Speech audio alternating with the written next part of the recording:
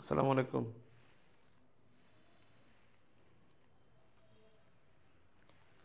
কি অবস্থা?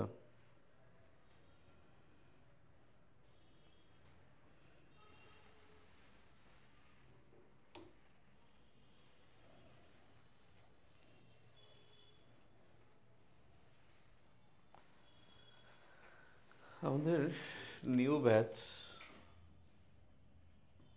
যারা নিউ ব্যাচে আছেন তাদের হলো শেষ হলো বাংলাদেশ অ্যাফেয়ার্সের প্রথম, দ্বিতীয়, তৃতীয়, সপ্তম, অষ্টম অধ্যায়। এই কয়েকটা অধ্যায় শেষ হয়েছে, অর্থাৎ 5টা অধ্যায় শেষ হয়েছে। বাকি আছে যেটা বাংলাদেশ বিষয়াবলীতে চতুর্থ, পঞ্চম, ষষ্ঠ, নবম। এবং এই 4টা অধ্যায়ে সাম্প্রতিক ইনফরমেশন বেশি আসে, সাম্প্রতিক তথ্য বেশি থাকে।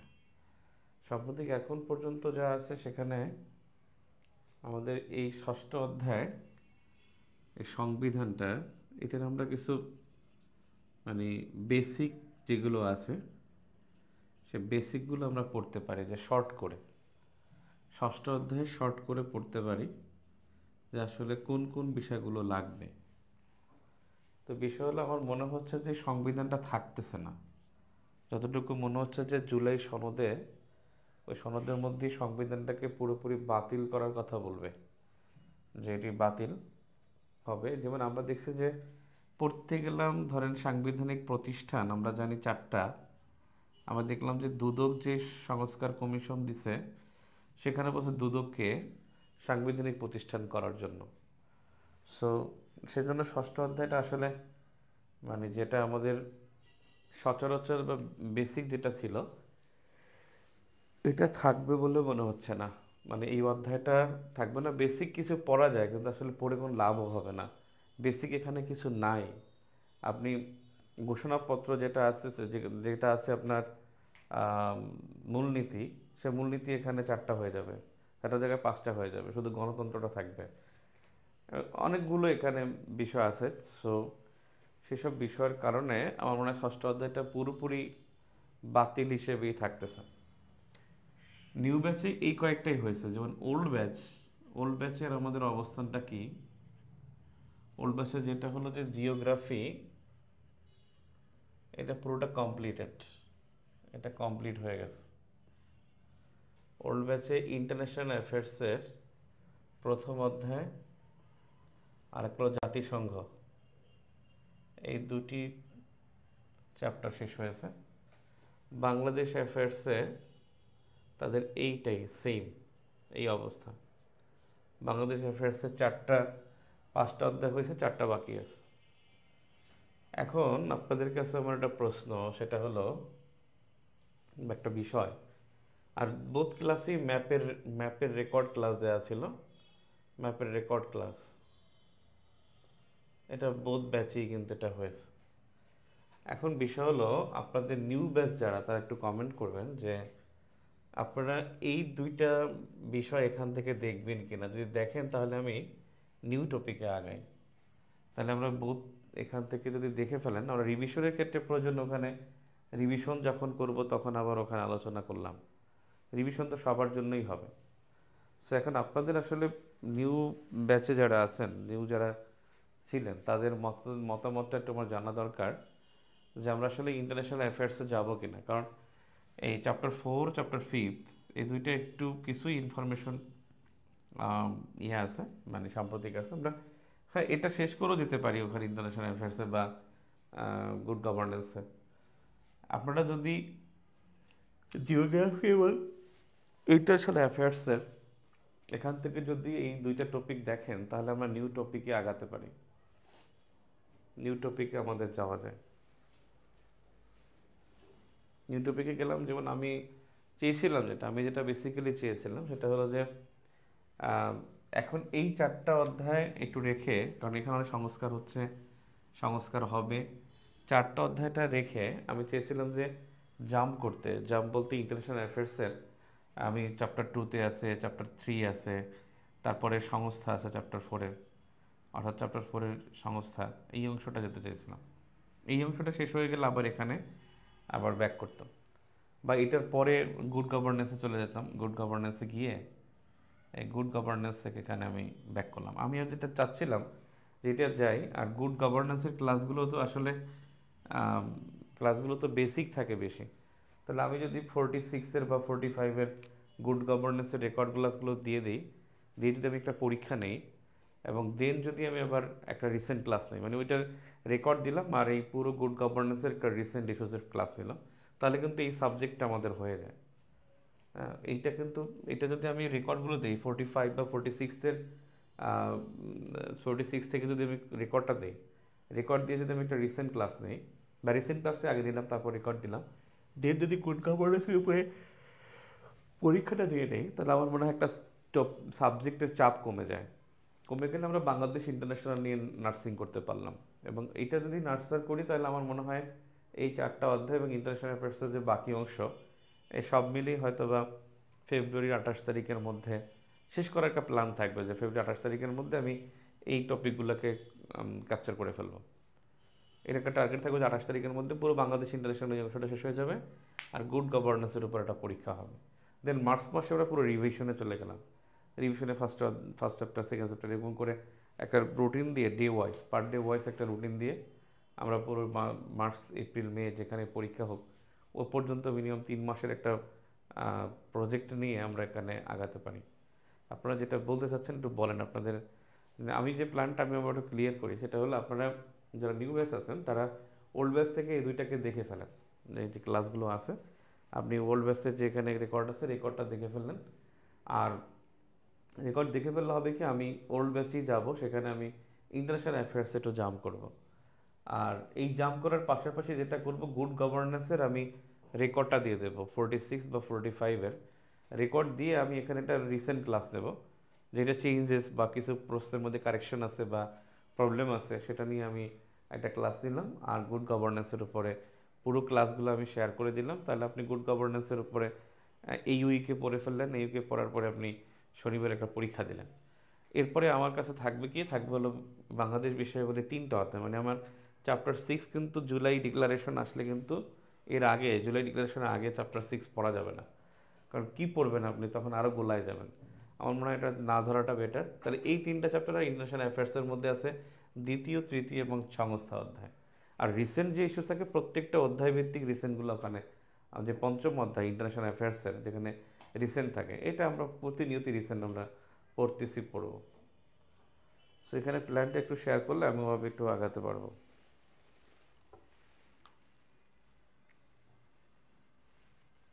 আমার প্ল্যানটা ঠিক আছে কিনা এটা বললেও হয় যে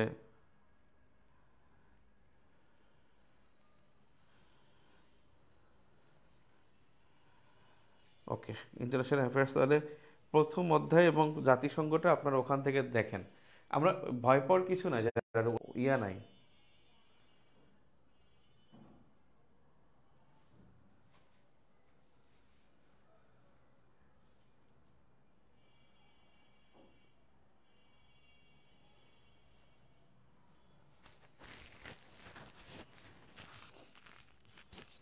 কনফিউজ কনফিউজ হওয়ার কোনো ওয়ে নাই, বিকজ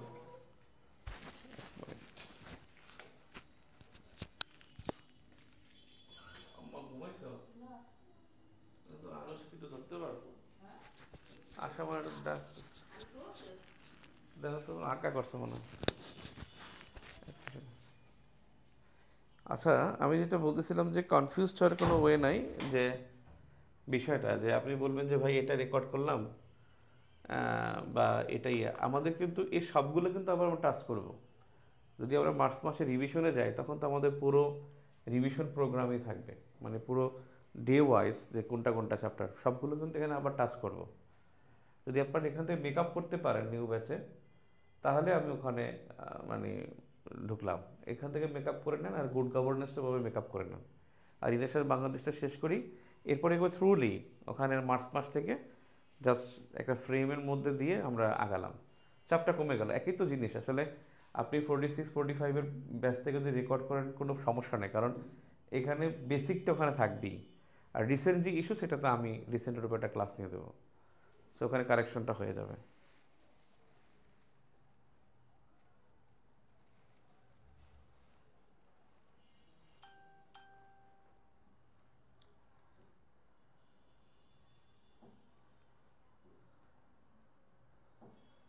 আপনাদের কমেন্ট।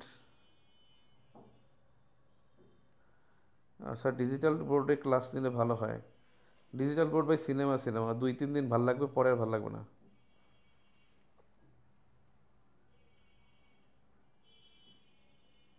Okay, thank you. তাহলে আমরা আজকে যেটা করি, ইন্টারন্যাশনাল অ্যাফেয়ার্সের, আবার এখানে একটা ঝামেলা আছে। ইন্টারন্যাশনাল অ্যাফেয়ার্সের মধ্যে সেকেন্ড চ্যাপ্টারটা হলো রিসেন্ট ইস্যুস ব্যাকগ্রাউন্ডের হয়, আর তৃতীয় অধ্যায় যেটা আছে সেটা হলো আপনার তৃতীয় অধ্যায় যেটা, সেটা হলো আপনার ইয়া থেকে, এনভায়রনমেন্টাল ইস্যুস থেকে হয়। আমরা চ্যাপ্টার সেকেন্ডেই যাই, চ্যাপ্টার সেকেন্ডে যাই।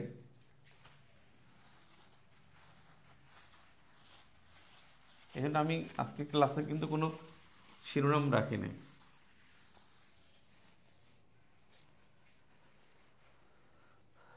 আহ, দ্বিতীয় অধ্যায় আন্তর্জাতিক, সেটা হলো আন্তর্জাতিক নিরাপত্তা ও আন্তঃরাষ্ট্রীয় ক্ষমতা সম্পর্ক।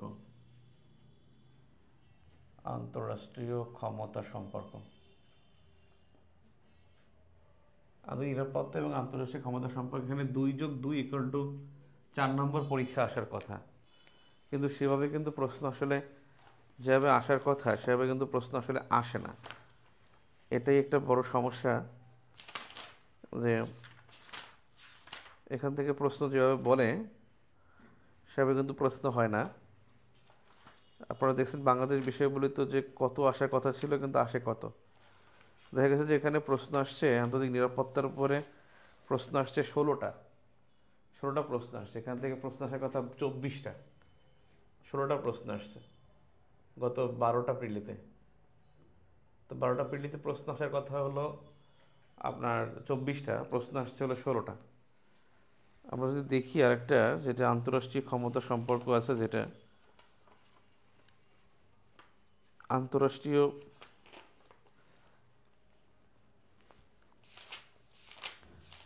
আন্তঃরাষ্ট্রীয় ক্ষমতা সম্পর্ক, এখানেও প্রশ্ন আসার কথা আছে 24টা, কিন্তু প্রশ্ন আসছে এখানে মাত্র 12টা। এখান থেকে প্রশ্ন আসছে মাত্র 12টা। আন্তর্জাতিক নিরাপত্তার মধ্যে আসলে কি কি পড়ে? একটা হলো যে নিরাপত্তার ধারণা, নিরাপত্তার ধারণা। তারপরে আধুনিক নিরাপত্তার মধ্যে আর একটা টপিক আছে যে নিরাপত্তা জোট। অস্ত্রের ধারণা, বিভিন্ন অস্ত্র সংক্রান্ত ধারণা। তারপর হলো যে বিভিন্ন সনদ যেটা নিরাপত্তার সাথে জড়িত, যেমন গণহত্যা সনদ, যেমন কিছু কিছু সনদ আছে, যেমন জেনোসাইড কনভেনশন 1948, যেমন আছে আপনার জেনেভা কনভেনশন 1949, এবং আরেকটা আছে 1951। 49 এবং 51 দুইটা আলাদা। জেনেভা কনভেনশন 1949, এটা হলো যুদ্ধকালীন আচরণ সংক্রান্ত। আর 1951 এটা হলো শরণার্থী বা অভিবাসী সংক্রান্ত।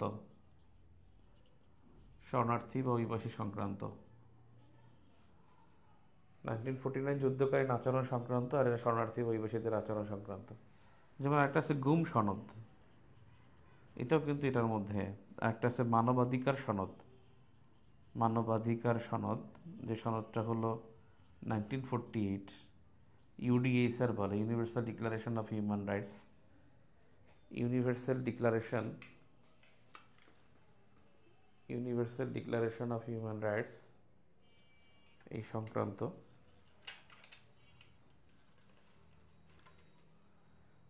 Universal declaration of human rights সংক্রান্ত।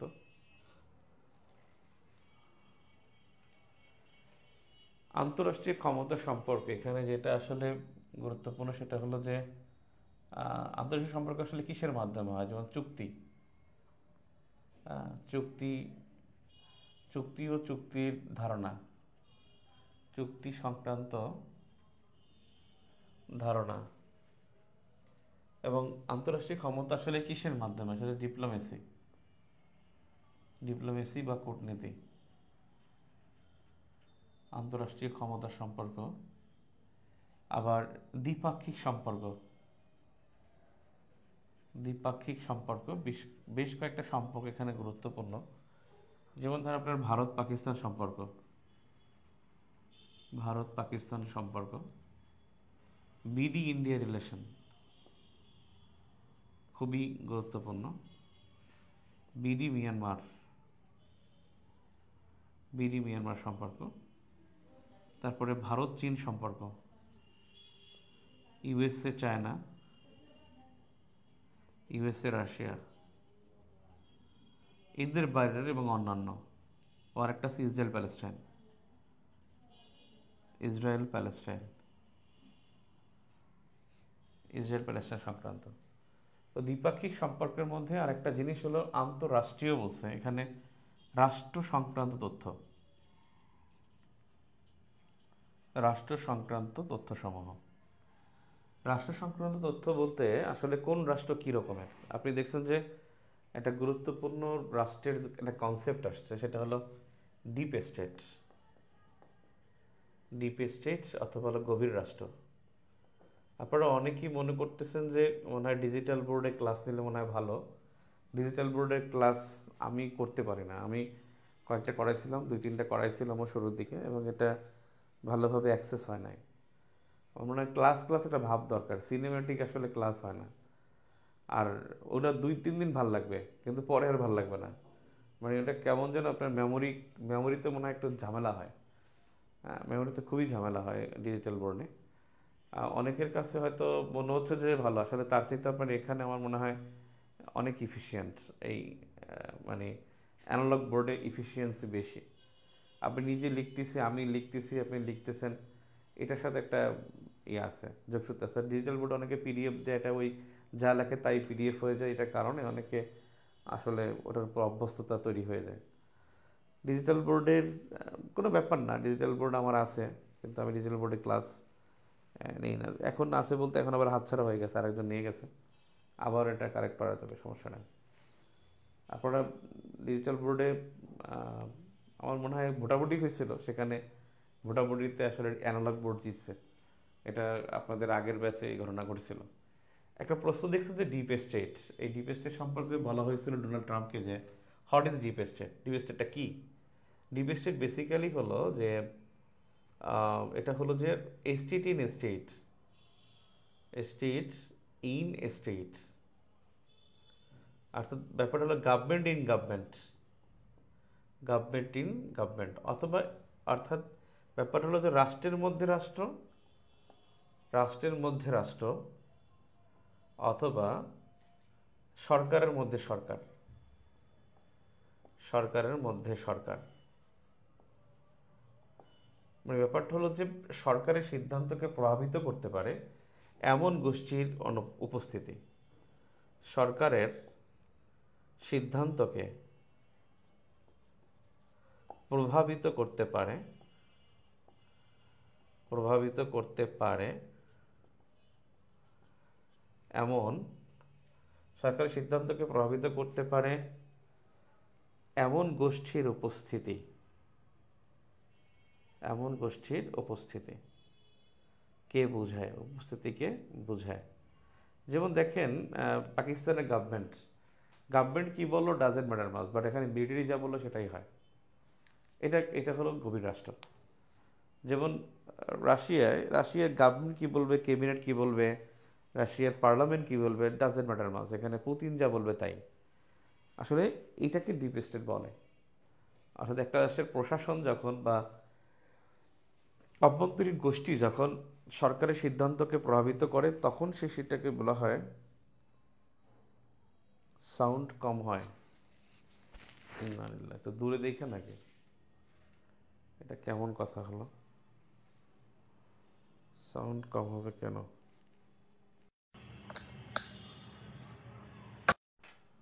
আমার তো কম হওয়ার কথা না, চলতেছে তো। ওহো, চার্জ নাই মনে হয়, চার্জ নাই মনে হয়, রেড সিগন্যাল দেখাচ্ছে সেজন্য মনে হয়। তো গভর্নমেন্ট ইন গভর্নমেন্ট যদি থাকে তখন সেটাকে বলা হয় যে এখনো কি ইয়া হচ্ছে।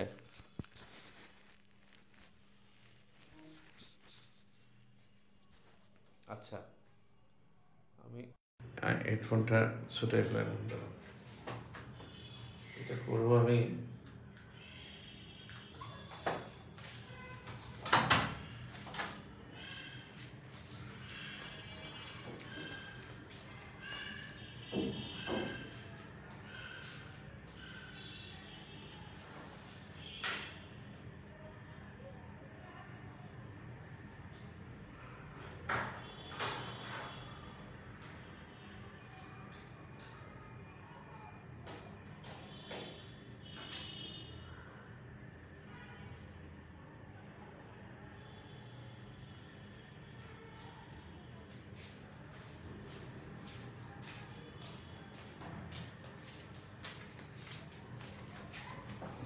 তো বিষয় হলো যে যেমন বাংলাদেশকেও ডিপ স্টেট বলা যায়, যদিও নেগেটিভ উদাহরণ বাংলাদেশকে দেওয়া যাবে না।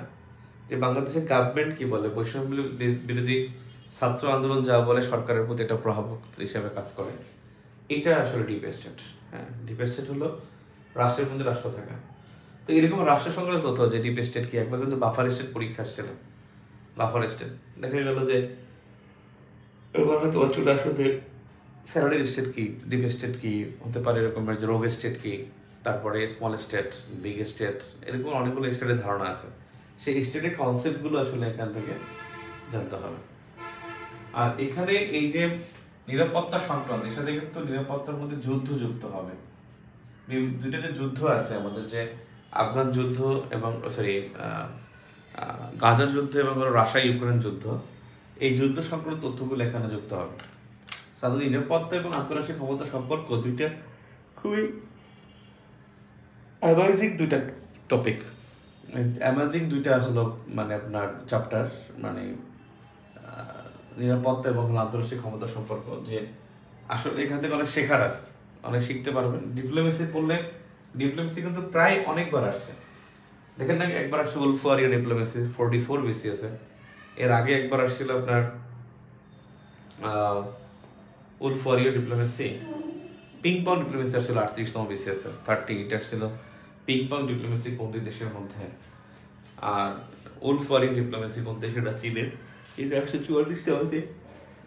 তারপরে এখানে পার্সোনাল নন গ্রাটা একবার পরীক্ষা আসছিল, একবার আসছিল ভিয়েনা কনভেনশন 1961 থেকে। সো ডিপ্লোমেসি সংক্রান্ত যে অনেকগুলো বিষয় আছে, যে মৌ কাকে বলে, প্রোটোকল কাকে বলে, চুক্তি কাকে বলে, কনভেনশন কি, এই সমস্ত তথ্যগুলো আসলে এখান থেকে জানা যায়। সো আন্তর্জাতিক ক্ষমতা সম্পর্কে এবং আন্তঃনিরাপত্তা, এই চ্যাপ্টার দুইটা খুব ছোট, আলোচনার মানে ব্যাপ্তিটার ছোট, কিন্তু এখানে যা আসে রিসেন্ট বেশি আসে। এবং আপনি যদি দেখেন এখান থেকে কিন্তু 16 আর 12 28টা প্রশ্ন আসছে, গত 12টা বেশি আছে। 28টা প্রশ্ন মানে কোনো বিসিএসসি দুইটা কম আসে নাই, দুটি প্রশ্নের কম কিন্তু এখানে আসে নাই।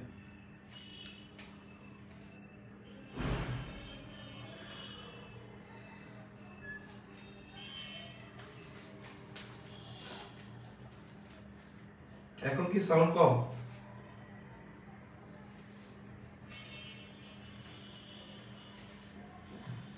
মোহাম্মদ আলামিন বলছে যে প্রথম অধ্যায় থেকে পুরোটা শেষ হয়েছে। হ্যাঁ, প্রথম অধ্যায় আমরা বৈশ্বিক ইতিহাস, আর তারপর হলো আন্তর্জাতিক ও আঞ্চলিক ব্যবস্থা, আর একটা হলো ভূরাজনীতি, 3টা পার্টি শেষ হয়েছে। 3টা পার্টি এখানে গ্রুপে আছে।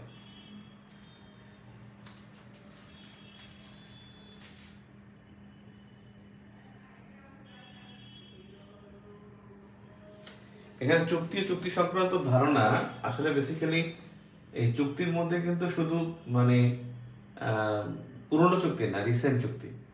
যেমন গতবার কিন্তু দেখবেন যে আপনার টিফা চুক্তি পরীক্ষা আসছে, এটা কিন্তু রিসেন্ট রিসেন্ট অ্যাড হলো ওল্ড, রিসেন্ট ওল্ড এবং দুইটাই এখানে চুক্তি পড়তে হবে। বর্তমান সমাজে বিভিন্ন সমঝোতা, দু দেশের মধ্যে যে বিভিন্ন ধরনের বৈরিতা এবং সম্পর্ক দুইটাই কিন্তু এখানে পরীক্ষায় থাকে। যেমন অস্ত্রের ধারণা, অস্ত্র জোট। এখন ধরেন যে অস্ত্র ধারণার মধ্যে কিন্তু পুরো অস্ত্রের বিষয়টা চলে আসবে। যেমন হাইপারসনিক ক্ষেপণাস্ত্রের পরীক্ষা চালিয়েছে উত্তর কোরিয়া, এখানে এই হাইপারসনিক ক্ষেপণাস্ত্র আসবে অস্ত্রের ধারণা সংক্রান্ত কারণে। পরমাণু অস্ত্রের পরীক্ষা, পরমাণু অস্ত্রের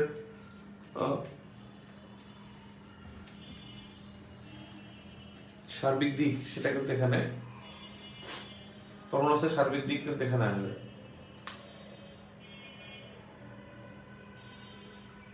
আমরা যে কাজটা করতে পারি, একটু উল্টা দিক থেকে আমি যাই, উল্টা দিক থেকে একটু দেখতে ইচ্ছা করে। শুরু থেকে গিয়ে আসলে রাষ্ট্র সংক্রান্ত তথ্য, আন্তঃরাষ্ট্রীয় ক্ষমতা সম্পর্ক থেকে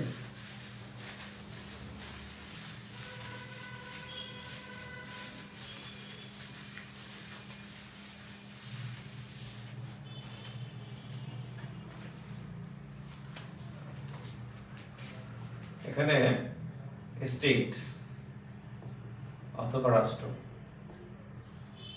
নাম্বার ওয়ান। নাম্বার বলতে পারি যে ডিফ্যাক্টো স্টেট মানে রাষ্ট্রের মতো কিন্তু রাষ্ট্রের স্বীকৃতি নাই,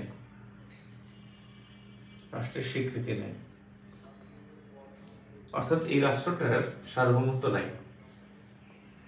সার্বভৌমত্ব বা সভারেন্টি নাই। এখন এই সার্বভৌমত্ব বা সভারেন্টি কাকে বলে? সার্বভৌমত্ব বা সভারেন্টি হলো যে যেই রাষ্ট্র নিজের সিদ্ধান্ত নিজে নিতে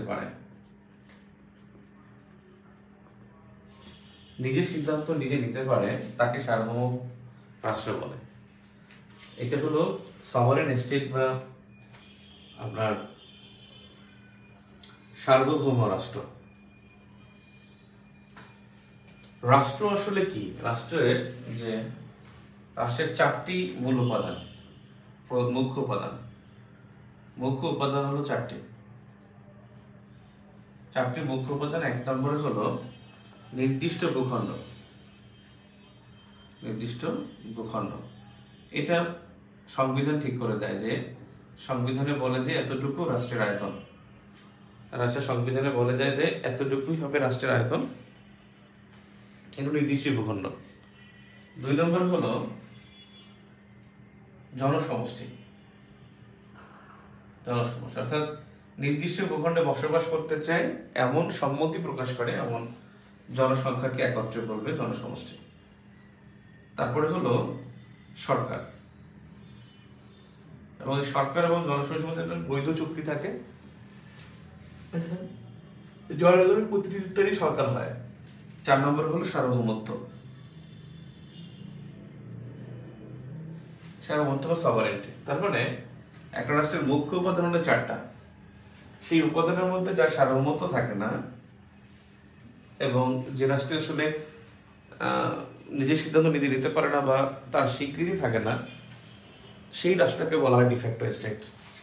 যেমন এখানে কিছু যেমন আছে, দুইটা কথা বলছে, একটা হলো যে রাষ্ট্রের স্বীকৃতি নেই, আর একটা হলো সার্বভৌমত্ব নাই। এই দুইটা বৈশিষ্ট্য থাকলে সে হলো ডিফ্যাক্টো স্টেট, যে কোনো একটা থাকলেই হবে।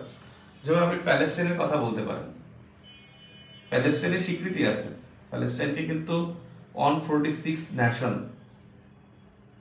এই নেশনস তারা কিন্তু রিকগনাইজ করেছে,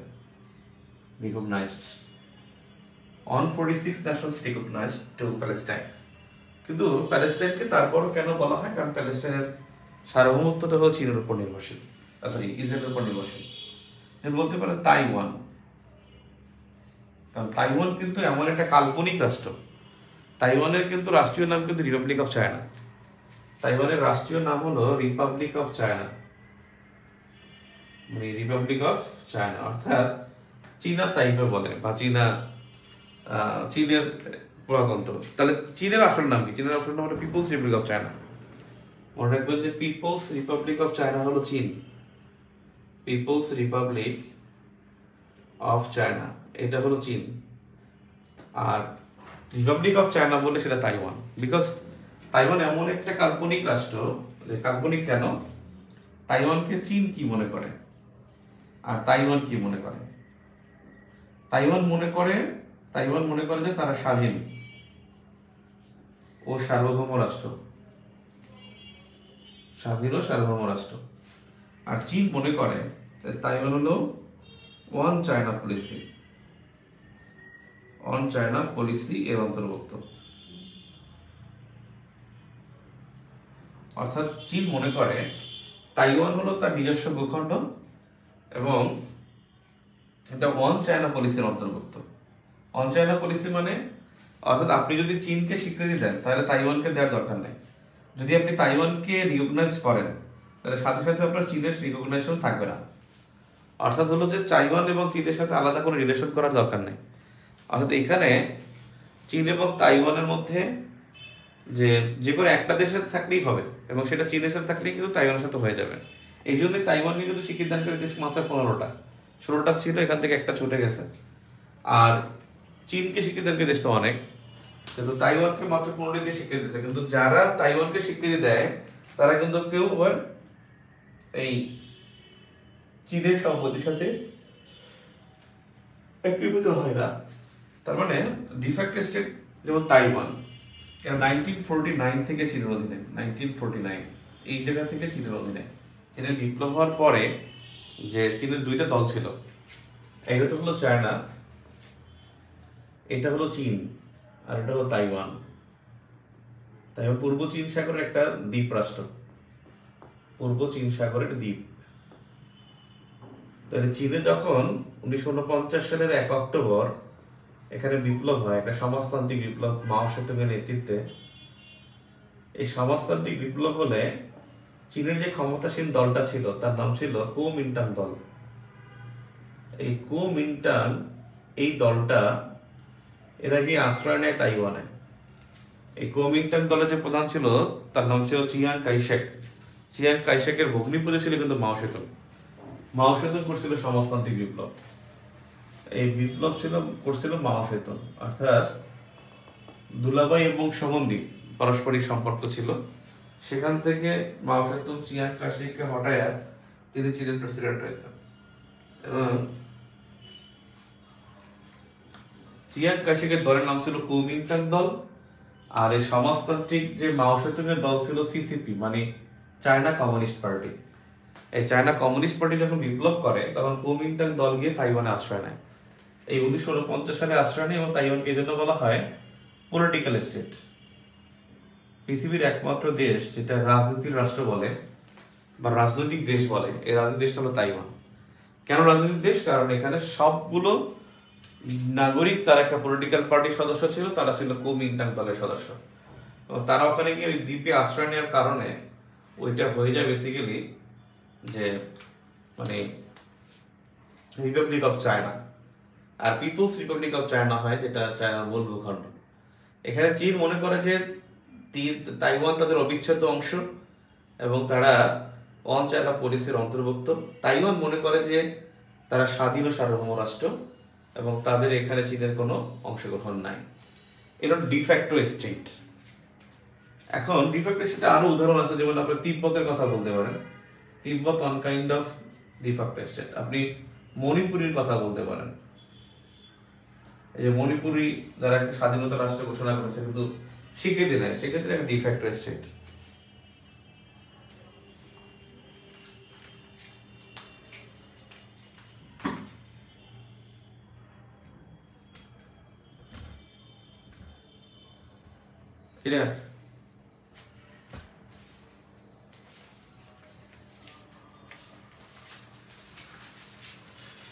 রাষ্ট্রের উপাদান 4টা। যদি কারো সার্বভৌমত্ব না থাকে তখন তাকে ডিফ্যাক্টো স্টেট বলে। এখন যদি কারো সার্বভৌমত্ব থাকে, স্বীকৃতিও থাকে, তখন তাকে কি বলা হয়? তখন তাকে বলা হয় ডিজিউর স্টেট। যেমন বাংলাদেশ ডিজিউর স্টেট। এটা হলো মানে সার্বভৌম রাষ্ট্র, সার্বভৌম রাষ্ট্র সেই ডিউরের স্টেট। আপনি এক্সাম্পল হিসেবে বলতে পারেন যেমন বাংলাদেশ, আপনি বলতে পারেন বাংলাদেশ, চায়না, এরা ডিউরের state. Number 3, big state. Big state এটাকে বৃহৎ রাষ্ট্র বলে। আসলে বিগ স্টেট মানে কিন্তু আয়তনে বড় না, জনসংখ্যায় বড় না, অর্থনীতিতেও বড় না। বিগ স্টেট মানে হলো সামরিক শক্তিতে বলিয়ান এমন দেশ। যেমন বলতে পারেন আপনি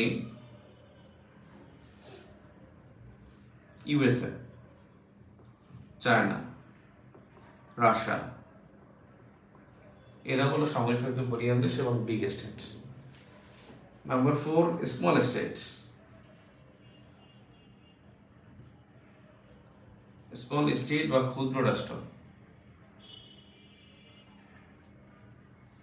এটা হলো যেমন সামরিক শক্তিতে বলিয়ান এমন দেশ বিগ স্টেট, আয়তনে ছোট হলে হবে। যেমন আপনি বলতে পারেন নর্থ কোরিয়া, আয়তনে খুব ছোট কিন্তু ও কিন্তু একটা বিগ স্টেট। আপনি বলতে পারেন ইসরায়েল, ও কিন্তু বিগ স্টেট, আয়তনে ছোট বাট অনেক হিউজ আর্মস আছে।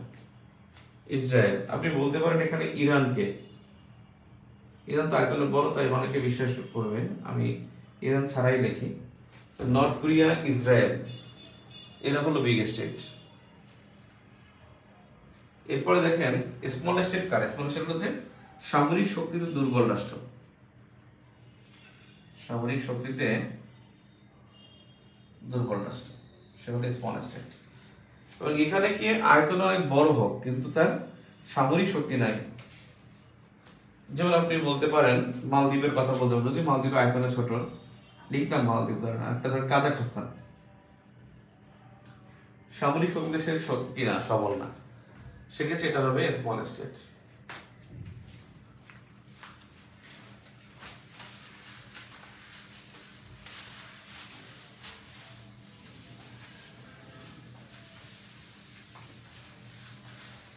ডিফক্ট state, big state, deep state তো আগেই দেখছি, এরপরে স্মল স্টেট দেখলাম। এবার নাম্বার 5, স্যাটেলাইট স্টেট।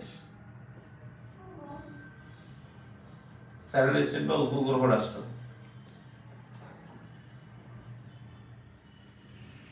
উপগ্রহ রাষ্ট্র কেন বলা হয়? এটা হলো বেসিক্যালি মানে আগে সংজ্ঞাটা লেখে, একটি শক্তিশালী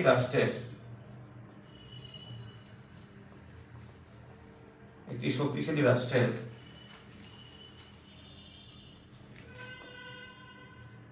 প্রভাবে অবস্থিত দুর্বল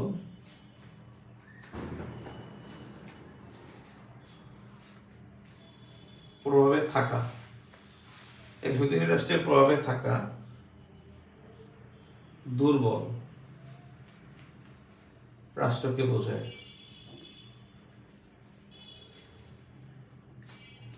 মানে একটা বিষয় হলো গ্রহকে কেন্দ্র করে কিন্তু উপগ্রহ ঘোরে। তার মানে একটা উপগ্রহ রাষ্ট্র হলো, উপগ্রহ রাষ্ট্র বলার পিছনে কারণ হলো তার একটা গ্রহ আছে, সে একটা কক্ষপথ বা কেন্দ্রকে কেন্দ্র করে ঘোরে, এবং সেই কক্ষপথটা হলো বা কেন্দ্রটা হলো সেটা হলো শক্তিশালী রাষ্ট্র। যেমন এটা হলো পৃথিবী, আর পৃথিবীকে কেন্দ্র করে ঘোরে কে? চাঁদ। তাহলে চাঁদ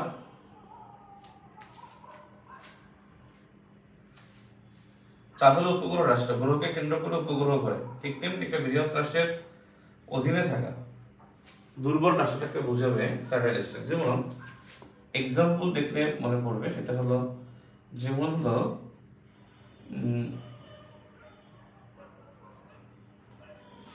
এক্সাম্পল চীনের কাছে মিয়ানমার, চীনের কাছে মিয়ানমার উপগ্রহ রাষ্ট্র।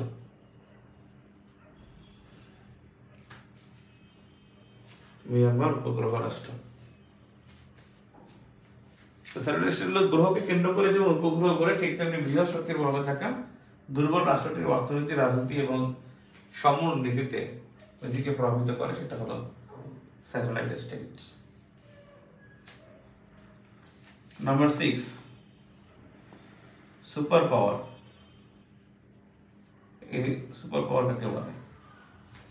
সুপার পাওয়ার হলো অর্থনৈতিক ও সামরিক দিক থেকে বিশ্বের শীর্ষ দেশ। বিশ্বের শীর্ষ দেশ যেমন সুপার পাওয়ারের কথা বলতে পারি, যে সুপার পাওয়ারফুল কান্ট্রি ধরে চায়না, এক্সাম্পল হিসেবে বলা যায় sir চায়নাকে।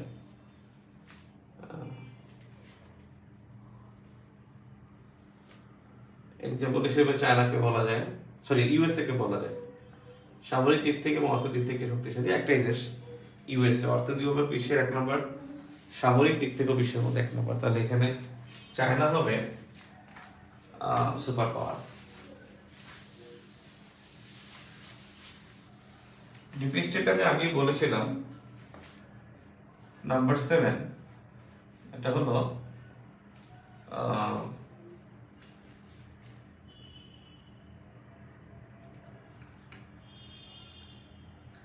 Buffer state. Buffer state Bangla হলো সংঘর্ষ নিবারক রাষ্ট্র। সংঘর্ষ নিবারক রাষ্ট্র অর্থাৎ দুটি সংঘাতময় দেশের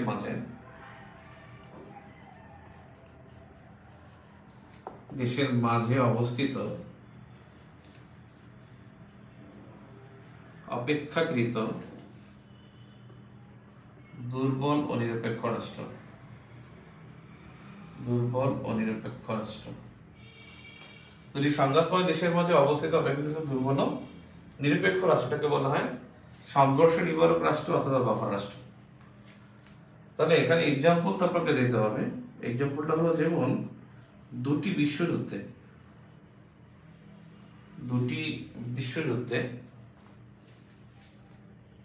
বিরোধপূর্ণ ইংল্যান্ড ও ফ্রান্সের মাঝে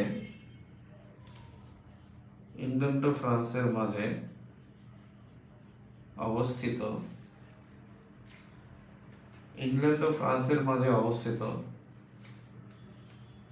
নিরপেক্ষ রাষ্ট্র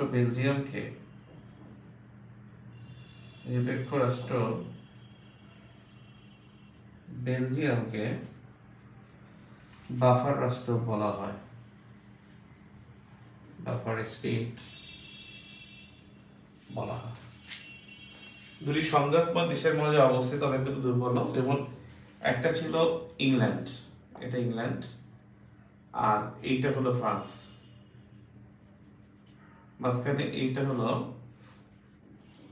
মানে আরেকটা দেশের ভূখণ্ড প্লাস তাদের ট্রানজিট। এই ইংল্যান্ড এবং ফ্রান্সের মাঝে এই জায়গাটা হলো ফ্রান্সের মাঝে, এইটা হলো বেলজিয়াম, আর ইংল্যান্ড ও ফ্রান্সের মধ্যে বেলজিয়াম ছিল বাফার স্টেট। ঠিক আছে, আপনাদের ক্লাস আবার মঙ্গলবার ইনশাল্লাহ, মঙ্গলবার একটু বেশি পড়াবো ইনশাল্লাহ। আন্তর্জাতিক ক্ষমতা সম্পন্ন আন্তর্জাতিক নিরাপত্তা এই সপ্তাহের মধ্যে এই অধ্যায়টা শেষ হবে। মানসিকভাবে প্রস্তুত থাকবেন ইনশাল্লাহ।